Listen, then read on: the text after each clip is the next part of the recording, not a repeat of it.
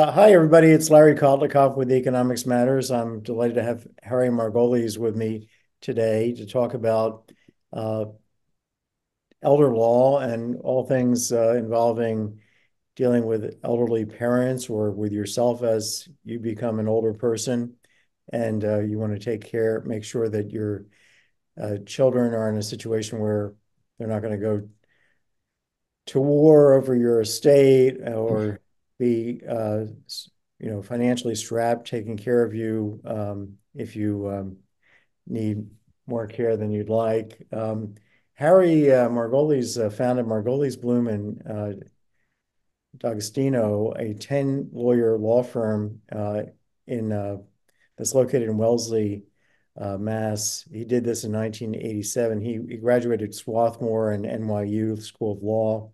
Uh, his practice is he practices law concentrating on elder law, planning for individuals with disabilities, and estate trust administration. Uh, Harry is the founding editor of the Elder Law Report, and he's also involved in the Elder Law Forms Manual, the Elder Law Portfolio Series. So he's writes and is involved in all these different elder law associations. He's taught at he's currently an adjunct faculty member at Boston College's law school. He's been designated a super lawyer since 2005, one of the 100 super lawyers in New England for 2014 through I guess 20. Well, you're just a super lawyer. You're the He's the founder and president of the Elder Law Answers. He answers a lot of questions about that you may want to pose with him at askharry.info. And Hmm. he's written, looks like 3 books here: Get Your Ducks in a Row, The Baby Boomer's Guide to Estate Planning, and The Baby Boomer's Guide to Trust Your All-Purpose Estate Planning Tool. Uh, and he also writes bi-monthly columns for Market Watch. And Harry, great to have you here. Good to Uh, be here, Larry. you and I know each other for quite a while, going back to discussions about, I guess, generational policy Right. years ago. But we reconnected just recently, and I thought you'd be a great guest to have on Economics Matters, the podcast. So, uh, tell there's so many aspects here to think about, but if you're kind of like my age, I'm 70, almost 73, although I hope nobody thinks that. Not Uh, a day over 63. yeah, I guess I have questions. What is one, uh, looking out at an uncertain healthcare situation, everybody has to have that as a possibility, need for home health care or assisted living or nursing home care. Let me just start you with this question. Do you know of any health insurance, any policies, insurance industry policies with respect to these potential needs that are actually uh,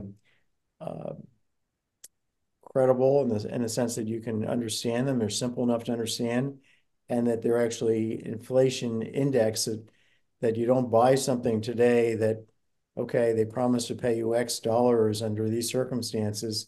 And A, is it clear whether or not those circumstances you have to fight over whether or not those circumstances have arisen, but also are the X dollars adjusted for inflation, just overall inflation, let alone medical inflation. Medical costs can go up much more rapidly, as we've seen historically, than the regular CPI. So tell me, is there any way I could, or somebody else could protect themselves with the actual policies that are out there? Yes, if you can afford them. I mean, what's happened in the long-term care insurance industry is really what you're alluding to is that back in the past, policies were not that expensive. They were more affordable. And the expectations of the insurance companies were just wrong, that people would not need them and that people would not keep them so that they would be able to collect the premiums of people who dropped them to help pay for the needs of the people who kept them. And when the when their expectations prove wrong, they did all the things you're alluding to. They made it very hard for people to get benefits. They raised premiums, um, and forcing more people off of the policies, and as a result, a lot of these companies just went out of the market. But now the companies that are still in the market are can be bigger, better, or more better capitalized companies, and they have a lot more experience, and so you can get good policies, but they're also much more expensive because they're based on reality. So and that reality is that if you can afford the policy to some extent, you don't need it because you can self-insure. You might not want to self-insure, but you probably could. Right. Yeah. The exactly. You know, this is the standard kind of economics of insurance adverse selection that Right. people that the company sets uh, some kind of a policy premium, and then the bad risks say, "Oh, that's great," and then the company realizes that that premium's too low, so it raises the premium, and then more of the good risks drop out into the bad Mm-hmm. risks, and then the pool of bad risks is even worse, and then the premium has to go even higher. So in the Right. end, you can have the entire market collapse. That's the standard result. It's called the developed uh, by George Akerlof, a famous economist who's actually married to the Secretary of Treasury, Janet Yellen. Uh-huh. He's a Nobel laureate for work in the economics of information. A pretty Uh, smart couple. yeah, and he's a brilliant economist. He's also written a lot about personal finance, and so George Akerlof. But so uh, so self-insurance, and of course, I guess some part of that is having uh, you know, children or other people kind of available to help you in when in fact you need help. And of course, if they're working, if they're the other side of the country, if they're in a different country, or if you don't have any kids, then you're in Mm-hmm. much. What about these communities where you can basically buy into a retirement village where they have different levels of care that so initially in just a regular kind of facility or home or condo, and then or apartment, and then as you uh, become demented, you are put into the dementia wing. What are these things costing, and what are they like? Is this something that makes sense for people? Yeah, it can make a lot of sense for people. So these are continuing care retirement communities, Yeah. and ideally they have the full range of care and living arrangements. So from independent living to assisted living to nursing home care, and there are a lot of different financial arrangements. There are those that you just buy into, and you paid in 300,000 up to maybe 500,000, a pretty good sum, and you still have a monthly payment, and in some, the monthly payment will be level no matter what care you need, and others that'll change depending on what care you need. There are others that are totally rental, so you don't buy in and you just pay rent. And again, as your care needs develop, you may pay more rent. Um, so there's a wide range. They're usually the ones that I'm familiar with, at least around the Boston area, are quite good. They provide good care. Now, nobody, I mean, people complain because the care is probably, when you really do need care, may never be what you would want. But in general, people enjoy them while they're living independently, and they have a structure in place if they need care, which is not at all true in the community, unfortunately. What if you run out of money? What if you said, okay, I'm in here, and now I'm in the dementia ward, and the price is going way up, the monthly rental, and at the same time I was investing in a risky manner, and I blew all my everything went to hell in terms of my portfolio. Can they put you onto the street? Is that what's going to happen? Depends on the facility. So there's some that are nonprofits, and they make a commitment to take care of people no matter what. Now, what happens for the ones in those cases, often where there's a buy-in, say you've spent several hundred thousand as your buy-in. Usually, the deal is when you die, 80% goes back to your family or whoever you name as the beneficiaries. Um, but often in the cases where you bought in and you run out of money, then they start eroding what you can give away. Basically, they're it's almost like an equity loan on a house that they're using that money to pay for your care. So it's kind of like a reverse mortgage in some ways, Right, um, right. a HELOC. I see. So is this something that the middle class can afford, or is this really more an upper income? Well, it's Uh, more upper income. Of course, upper income um, depends in part where you live in the country. So, some parts of the country, it's going to be a lot more expensive than in other parts of the country. So it's but it's generally at least middle income and up. so let's talk about, lower incomes of folks that are, and poor people, but people of moderate income. Uh, the the concern with the alternative to having a retirement community or a fancy or a very good insurance policy that can bring in home health aides and so forth, and take and let you go to a nice nursing home and it will pay for it, which is, as you said, probably very rare these days and not needed by people that can afford it. But the alternative then would be to kind of be uninsured. Uh, and if you need to go into Medicaid, uh, well, uh, if you do become ill and to the point where you need to like spend down your resources, or maybe even immediately go into a nursing home, you're going to have to pay out the wazoo until your assets have gone down to something basically like nothing, like Right. $2,000, and all, and basically you will have paid all this money to a nursing home and uh, not have anything to give to your kids. And furthermore, the nursing home will be taking your Social Security check Hmm. Right. and then put you onto Medicaid. And there's a possibility that you have enough money to buy into a nice nursing home or a nice assisted care facility with your, let's say, the value of your house.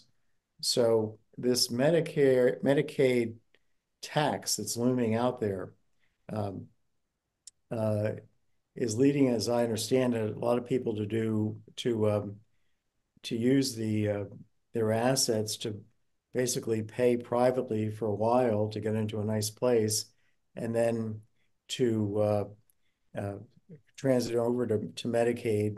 Uh, but there's also a decision about how much you want to potentially give to your kids in advance. I think Hmm. to give money like 5 years in advance to your kids before that money that you gave your kids gets counted as by Medicaid is saying that, hey, you're not eligible because you have too much assets. Right. And so balancing that whole decision-making process is tricky. Uh, have you run into a lot of clients who have to help figure this one out? Yeah, we do a lot of that work in our practice. And as you said, you have to pay out of pocket until you run out of money, and then Medicaid will pick up the cost of your care. Um, and so the asset limit for the person, say, who needs nursing home care, or in some cases you can get home health care or assisted living care covered, is $2,000. Their spouse is allowed to keep up to $150,000, and then they can also keep the house. There's some limits on the value, but for most people, you can keep the house. The um, And so the does the house go to the Medicaid facility once the spouse dies? so if you were married, there are ways to protect the house. Okay. If you're in a nursing home and your spouse is still living in the community, you can protect the house from any claim by Medicaid. But if you're single and you own a house, the state, you're allowed to keep it while you're in the nursing home. You may wonder why you can keep your house while you're in a nursing home, but you can.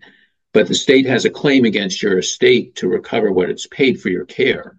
So we'll come kind of claw back the money that they paid out from the house. So whether it's worth keeping or not is a decision in every case. But getting back to kind of sort of advanced planning, where you want to make sure some money goes to your kids, and you also don't want to, but at the same time, you don't want to bankrupt yourself um, uh, by protecting assets or giving it away now. Um, and then you also have the issue that you said is if you give away assets, for the most part, you can't get Medicaid for 5 years. It's called the Medicaid look back period or transfer penalty. So you have to, if you're going to give away assets to your kids or put it in trust so it ultimately go to them, then you have to make sure you've either got to just cross your fingers or make sure you've kept enough money out of the trust to or the gift to pay for your care for 5 years. And that's a lot of money. Could be a lot of money. Right, because the a good facility could be what, 100,000, 150,000 a year? Yeah, it's a nursing home. It could easily be 150,000 a year. Right. So this is a very tricky situation. You could say, hey, I'm just going to kind of ignore it and then find yourself, if you haven't given away the assets, giving away all this money to for nothing to a facility. Right, On the other hand, you can't get into a nice facility necessarily without that giveaway. right. So and then the question, so my question, so I've been in Medicaid facilities and I've seen some of them in Boston, for example, and they're pretty darn awful.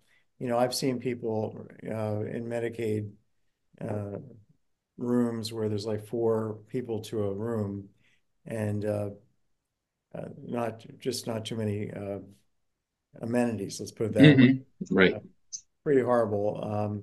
And that's how people are being kind of basically uh, whatever Warehoused. house warehoused would be Yeah. that's the word I would say. The So for a typical middle class couple or individual, how do you kind of think through, look, you should hold this much money to buy into this type of a nursing home or a assisted living home, and that has a nursing home that you can move into, I guess, that you probably hmm both go to a place that has both facilities and also would take Medicaid, would roll you over into Medicaid, uh, uh, and then give the rest to the kids. So leave enough in reserve to get yourself into a good place. Is that kind of the way you counsel people? Yeah. I mean, the other issue is another reason you want to keep your own money is because while Medicaid pays for nursing homes once you've run out, it's much more complicated under the Medicaid program to get home health care or assisted living care. So you don't want to bankrupt yourself and force yourself to move to a nursing home because you don't have money to pay for home care, um, where you'd probably rather stay. So what a lot of people do is they take steps to protect their home, assuming they're a homeowner, and they don't take steps to protect their more liquid assets. And often the house is about half their net worth, and so they protect about half their net worth, and they still have their liquid assets to pay for whatever care they may need or to help get entrance to a higher quality facility. What kind of a method do they use to protect their house? There are really two, principally. There's a life estate or an irrevocable trust. So a life estate is a simple deed. You deed the house to your children, but on the deed, you retain the right to live there for the rest of your life. And that's the simpler approach. In some ways, it has less flexibility. You can't change the beneficiaries, or it's a little more difficult to change the beneficiaries if you wanted to for some reason. And if the house is sold, some of the proceeds would come back to you, so it wouldn't be protected. Um, That's called, just repeat, what is that called again? a life estate. Life estate, okay. Yeah, it's a form of home ownership where what's called the life tenant, still has the right to live there for the rest of their lives. If it's rented out, they still get the rental income, But at death, it automatically goes to the what are called the remainder holders. The other approach, which is a bit more complex, is to transfer the house to an irrevocable trust. And that has a bit more flexibility. You can name somebody who you trust to manage the property for you. If you sold the house, the proceeds would remain in the trust and be protected. And so but you couldn't have access to the proceeds yourself. So you'd be giving up access to the equity. So the pros and cons to each, and so each clients would have to kind of understand those and then make a decision. Now, let me ask this kind of delicate question. Have you run into a lot of cases where the parents like basically uh, hand over money to their kids, and then the kids, with this kind of understanding that the kids will take care of them if they hand over a ton of assets, maybe all their assets or most of their assets, with the understanding that, look, you've got the assets, and if I need to pay for assisted living uh, or home health care, you're gonna cover that from the money I gave you. And do you see the kids reneging on this, and Well, we because don't actually see people doing that a lot, to be honest. they don't trust their kids enough to do it? Is that it? No, well, I mean, it's a mix of not trusting their kids, not expecting to need care themselves. People are, I mean, I think, are not so realistic about that. Um, Most people, if they're healthy today, kind of they may see themselves being healthy for the rest of their lives. Right. Um, but in our country, as you know, it's not just a matter of trust; it's a matter of dignity and autonomy and control and having money. So people don't want to give that up until they have to. I'm reminded of the fact that when people get married, I don't think anybody who's there saying I do, uh, or very few people really are thinking about the high probability, which is probably at least 40, maybe 50% of being divorced within about 10 years. Um, it's not like, it's not like I do for 10 years for like, I likely do for 10 years. I do. And Well, there's an article. I don't know if you saw the article in the Boston Globe a week or two ago, um, basically by a divorce lawyer and somebody else who works in the field saying, well, people should reconsider that. Divorce is not necessarily a failure, and people change, and maybe it's time to move on.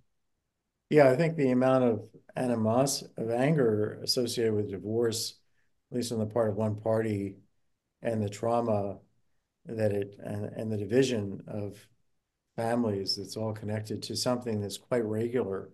Uh, you know, in Iceland, I think the percentage of people that get married is 10%, even though they're the share of people that are coupled is probably as high as it is here, but they just don't get Right. married. Yeah. And Well, I think most of my European friends are not married. yeah, so the there's that. But okay, so we've covered a little bit of what you're running into when what other areas would you um, come across in the area of elder law? Uh, Well, I think there are a number of issues. So first of all, if you're planning for this, we've talked about planning to protect assets and qualify for Medicaid. Um, I strongly urge everybody to execute a durable power of attorney, assuming they have someone they trust who they can appoint as an agent, because if you become incapacitated, you need someone to step in for you to manage your assets, to pay your bills, to sign contracts, to hire home health aides, to make decisions. And it's a relatively simple document. You can appoint somebody. You can change it if you want. If you appointed Sam and now you want to appoint Liz, you can make that change. And um, and it can be very important and can save family members a lot of trouble when push comes to shove. Um, Something else is that a colleague of mine has been really pushing. You said you're 73. He's saying at age 75, people should take a real close look at their situation, about where they're living, a lot about just where they're living, whether they should be living in a three-story house still, or should move to, it might be a good time to move to a place that's on a single floor, just in case they become physically disabled. By then, if they have children, they may have a better idea of where their children are going to live permanently, who might be the best child to step in if they need help, and they may want to move to that area because, as you reference, often family members live across the country, and it can be very hard to provide care or receive care in that case. And if you live 5 minutes away, it's going to be a lot easier for everyone concerned. So I think age 75, take a look at where you're living and where you ought to be living long term. I think is really good counsel. And I think, I mean, um, and talk with your family about it because I mean, because of the cost of long term care, a lot of the caregiving falls on family members, and it can be very difficult for them, especially if they're dropping everything to take uh, care of you, and the care needs never stay static. I mean, at one point you may just need somebody to drive you to the doctors, and then you may need somebody to cook your meals, and then you may have a hospitalization and need to get placed somewhere. And then wherever you get placed may not be permanent, and they might have to do it all over again. And uh, unless everybody's kind of rowing in the same direction, it can be even more difficult. Right. So conversation is really important. Have you seen yeah, I just one quick point about these reverse mortgage HELOC uh, uh, quote opportunities. They are great if you uh, borrow money on your house and basically it accumulates it at an above market interest rate, a very high one. There's lots of fees. But if you stay in your house till you die, you never have to pay anything back except that the bank will grab your house and sell it. And if it doesn't cover what could be an enormous uh, bill to repay, then your kids get nothing. So Right. there's a loss to your kids.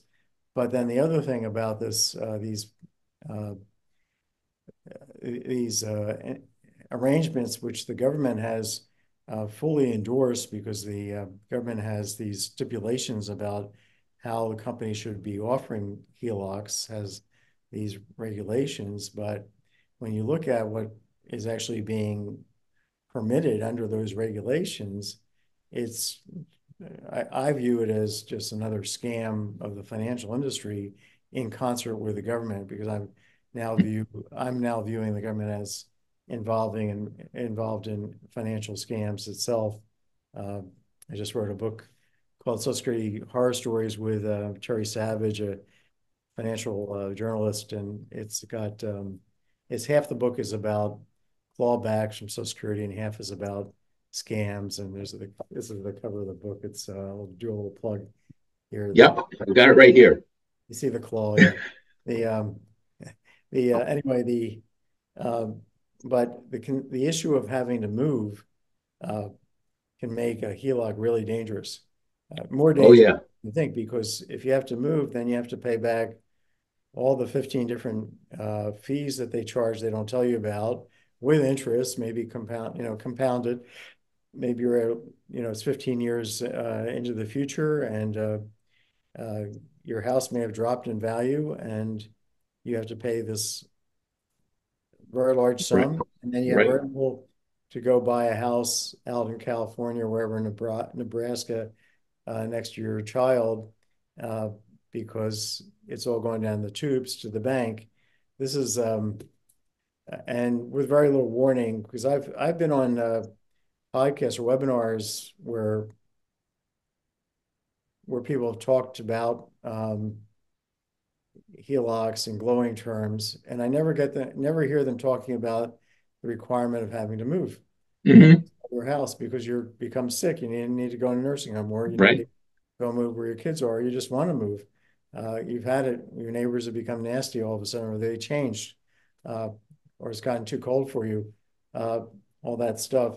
So now people should also have wills, right? I Yeah, think it's a I critical mean, thing. wills are important, but probably less important than powers of attorney, because if you don't have a will, the government has one for you.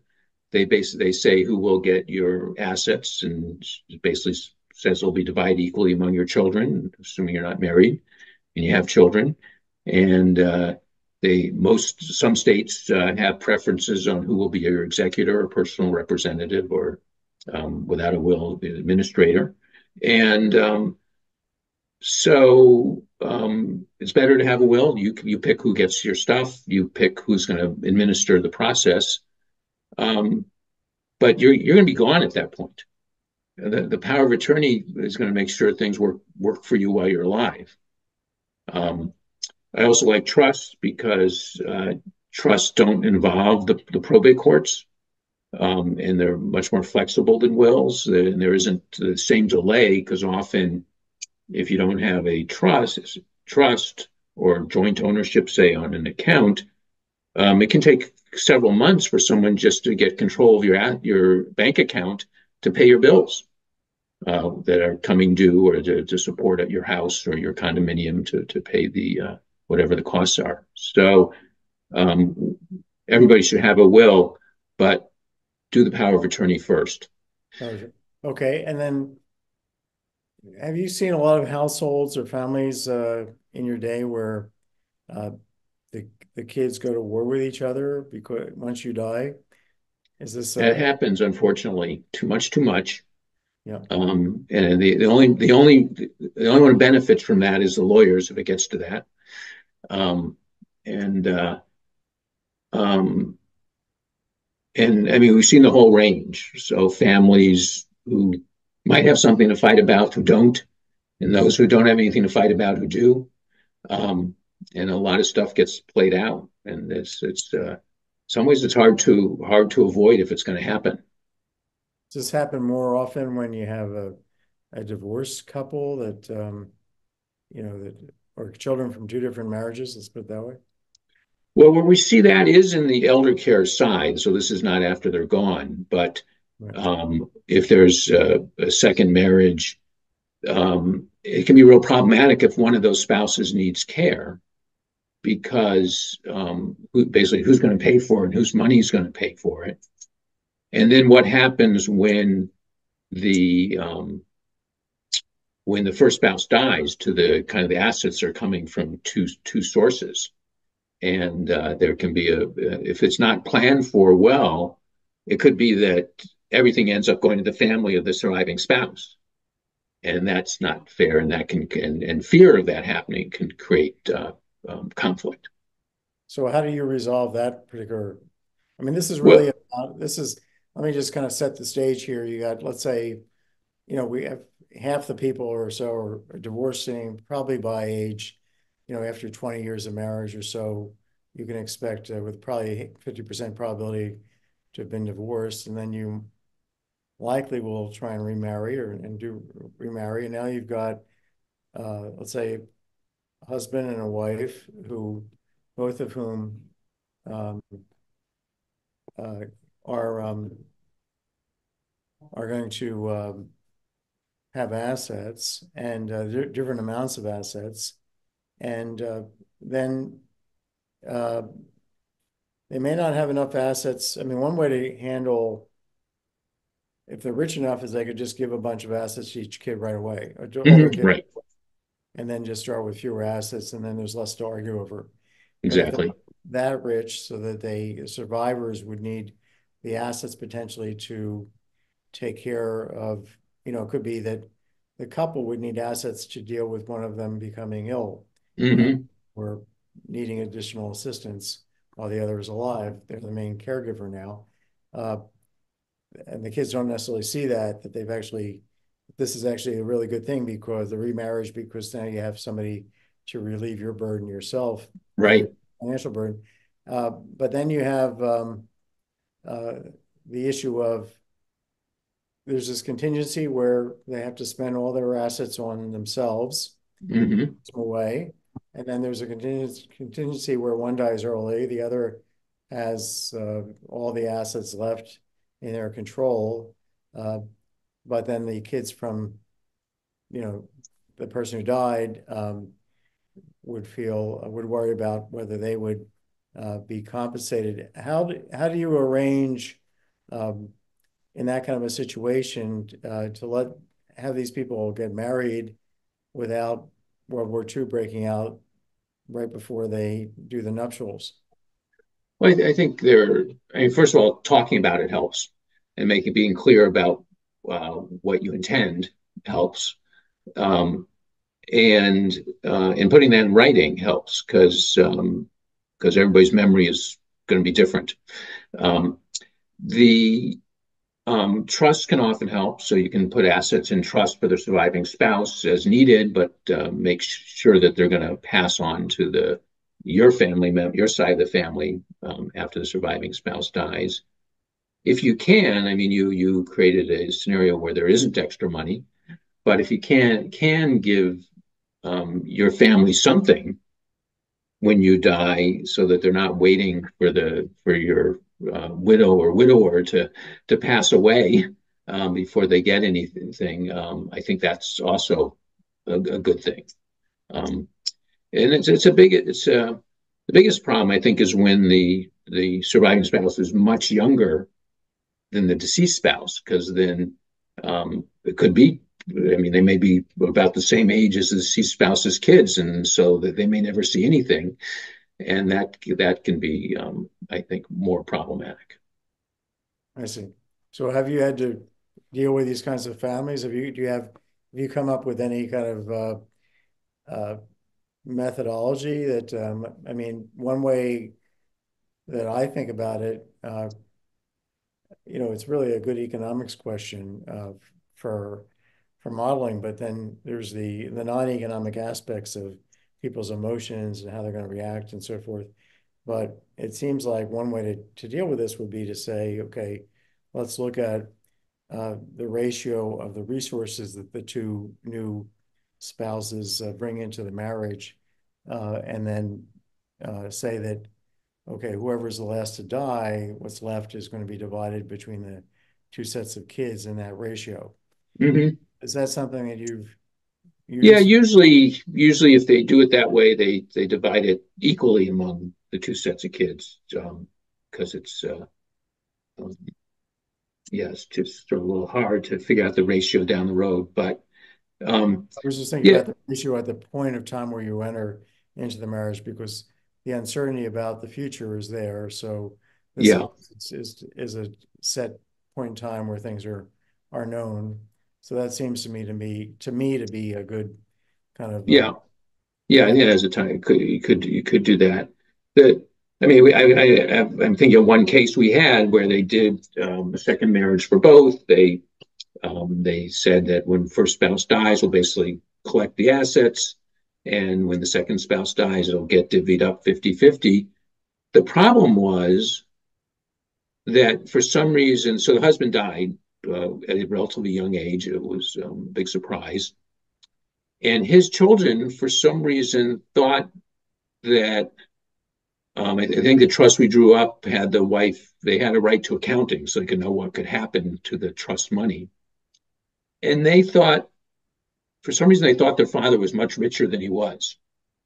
I see. And so they thought his widow was holding out on them and basically lying about the, um, the funds that were available. And they created a lot of trouble.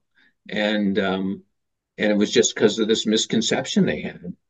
And that was to some extent. I mean, usually you're not telling your kids what all your assets are, but in this case, somehow they had this idea that he had much more than he did, and if he had been straight with them, maybe some of these problems wouldn't have happened.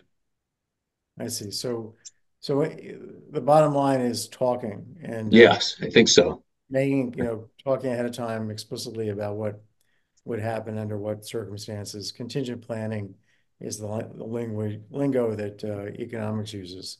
Yeah. But some things you can't do anything about. There was just a court case the other day that involved a similar situation. And the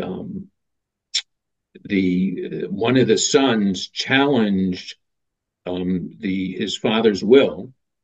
He didn't question the will. He questioned the appointment of his stepmother as the executor under the will.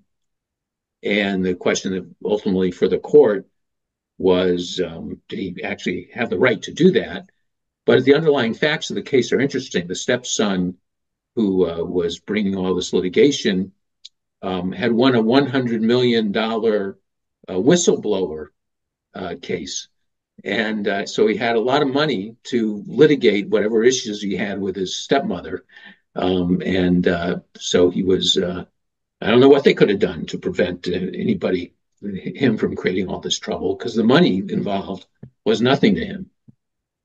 He was just doing it to harass the stepmother. Right. Yeah. I see. Yeah. So you see that happening. So this going back to the kids having the expectation that the marriages of their parents are forever, and that the person that the when it's not the case, right? And even their Right. own marriages aren't forever. So how that kind of irrationality takes hold, and then you want to try and punish your, I guess you want to punish your, let's say your father for remarrying, and you go after his new wife or something, or the reverse. Um, the the it seems like you need to have to be a psychologist or a psychiatrist as well as an attorney in this context, no? Yeah. To some extent. Yeah. As well as Probably in most walks of life, that's true. yeah. The well, um, yeah. The any other issues that we should be kind of covering? We've spent about 50 minutes talking about anything we've left out in your that you're seeing in your practice that people should know about. I think the hardest thing, and I don't have a solution for it, is when somebody needs care is finding the right care, because because it's expensive, um, and because we have such a kind of disjointed system in our country of home health providers, assisted living providers, different kinds of providers in all these realms. Our financing system is a mix of money out of pocket and Medicaid, and in some instances even Medicare. And this is probably not advice to the individual, but as a society, we need to find a better way to coordinate all this and rationalize it. So when somebody does need care, they can be guided through it and to receive the care they need much more easily. Right. And what just flashed into my brain when you were talking is that you know, you got the government there to do whatever it's going to do, some of which is good and some of which is terrible. I mean, taking somebody who and saying that if you have more than $2,000 to your name, you can be on Medicaid, but if you have a penny more, you can't. Right. It's just terrible. It's awful. And that figure hasn't changed since 1983, I believe. Right. And then, along with that is if you're in a Medicaid facility and your kids want to give you a break from this awful place and take you on a 2-week vacation, they'll grab your bed and put you into Not well, they can pay for it out of their own pocket to keep it to hold it. oh yeah. So that you don't know when you're putting your parent into a Medicaid facility. The but I think that people should think about their kids and their step kids uh, and as kind of a tribe, and that they're kind of all together in one economic basket. So if your kid doesn't have insurance for car insurance or uh, health insurance or umbrella liability insurance, that this could all end up back in your lap. Mm-hmm. The same thing with a kid. If the kid has a parent who's not making proper decisions. For example, if they take Social Security too soon and they leave in the process what typically American house people are doing, which is leave $182,000 in present value on the table. Just did a study about the amount of money. If you go to kotlikoff.net, you can read this article about uh, the amount of money that people are leaving on the table by making the wrong Social Security mistakes. 182,000 is the median based on data from the Federal Reserve Survey of Consumer Finances and running people through my company software to maximize my Social Security tool for $39. You can find out that, hey, you're typically going to leave 130, 182,000. Yeah. So, but a kid who's maybe in a millennial or younger, who's got parents or grandparents who are coming to make this decision, their best investment might actually be to make sure their parent takes Social Security correctly. Um, Right. and then Yeah. Good point. run the program for somebody who claims they're computer illiterate. There are a lot of people who will say this because they're just lazy, too lazy to run a simple program, and they're not completely illiterate. But that to me is something kind of thinking of the economic unit as not just yourself or yourself and your spouse and your kids, you're not the nuclear unit, but the extended family unit, and that there are circumstances where everybody's money is your money, and your money is everybody else's money. And so thinking through those contingencies, your kid goes on a trip and he rents a car, but he doesn't take out insurance, Hmm. and then he harms somebody. And Right. now, is your child going to go into bankruptcy, or are you going to bail him out? That's the kind I'm of thing. thinking more of that in the elder care arena. So you start needing help. Your daughter quits her job to come move home with you and take care of you, making a great financial sacrifice. Your son, I'm just engendering this because usually that way, continues working and is thankful at some level and guilty that his sister is taking care of you, but um, is he willing to contribute to her retirement plan that she's giving up? Less likely. And and is he comfortable with you with her getting a bigger inheritance? Maybe a little more likely, but still difficult. And these things have to be worked out together. Tricky. My dad had Parkinson's, and he lived a long time with it till from like 59 to 81. And then my mom Mm-hmm. went to 98. She was in good mental health, but uh, and so I have a brother, a twin brother, and a sister who's 2 years older. And I guess for much of the time I was the highest earner. So they were contributing more by, taking care. My dad lived closer to my brother for a good part of the time. My mom lived closer to my sister, and then my mom lived near my brother, and then she moved when I got remarried to Boston, literally right across the street.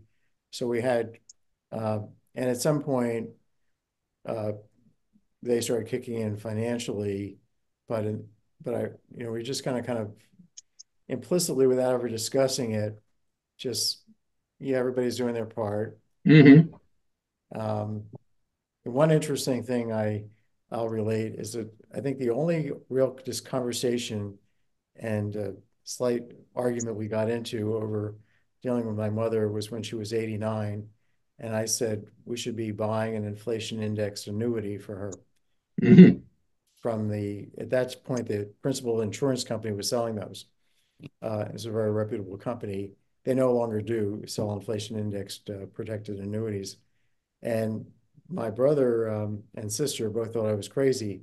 They said, "Look, her life expectancy is like 4 years. So if Mm-hmm. you take like $100,000, only money she has left, or you're going to put in some of your own money and uh, uh, and buy this thing, and it's going to be gone, be worthless." Mm-hmm. Right. And the principal insurance company, she was the oldest person who ever had applied for an annuity.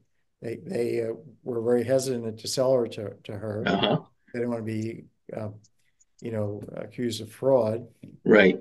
And, but I said, look, the real problem is if she continues to live and Hmm. financially, very helpful, thankful that she did live till 98 because it was a lot of fun and had a great time.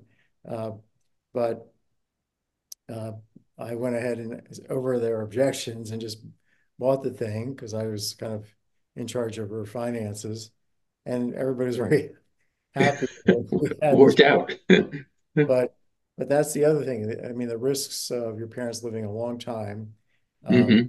you have to think about how can you protect yourself against that because Yeah. now your parents, the liability to them is really the liability to you in these Yeah. extreme cases, and they're much more common than you think. Right. But this is where great legal advice and great uh, uh, psychological assistance, somebody like Harry Margolis is can be of great value, and maybe even an economist and his software help. You, So you listen, need a Henry, whole team. you need a whole team. You need Yeah. a village, but the Yeah. village is right there inside, your extended family, and may also include kids from the other, your uh, parents' stepkids Yeah. uh, that become part of this conversation. So people work together rather than at odds. And it's just awful to think of somebody taking a whistleblower reward and then going out and then just trying to undermine somebody else's welfare. But anyway, these things Yeah. happen. Uh, Let me thank you so much for coming on to Economics Matters, the podcast, and we will continue to stay in lifelong touch. I hope so. Thank you very much, Larry.